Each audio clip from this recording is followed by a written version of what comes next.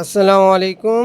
আজকে আপনাদের যেটা দেখাবো সেটা হচ্ছে A4 সাইজে ড্রয়ার থেকে ফটোকপি এনআইডি কার্ড ফটোকপি করে দেখাবো। তো এনআইডি কার্ড ফটোকপি করার জন্য আমরা প্রথমে কি করব, এই পেজটাকে দেখেন এভাবে করে সেট করলাম ড্রয়ারে। করার পর আমরা ফটোকপি মেশিনটাকে অন করে নিলাম।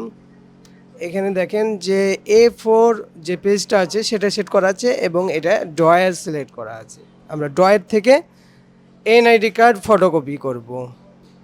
তো এখন এনআইডি কার্ডের যে ফ্রন্ট সাইজটা বলতে ফটো যে সাইজটা আছে সেটা সামনের দিকে দিলাম। দেওয়ার পর আমি কি করব, এভাবে করে নেওয়ার পর আমরা ফটোকপি এখানে দেখেন যে আইডি কার্ড ফটোকপি যেটা আছে সেটা নিলাম।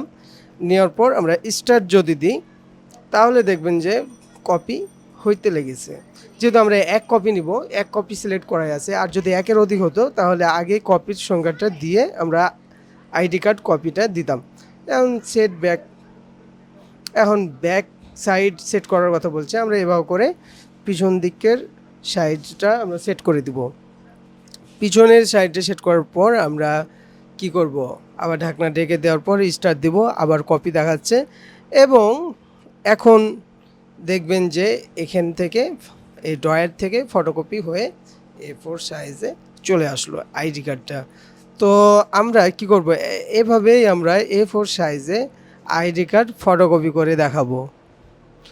তো আশা করি আপনাদের টিউটোরিয়ালটা ভালো লেগেছে। তো আপনারা কী করবেন, লাইক, কমেন্ট এবং সাবস্ক্রাইব করবেন অবশ্যই। আল্লাহ হাফিজ।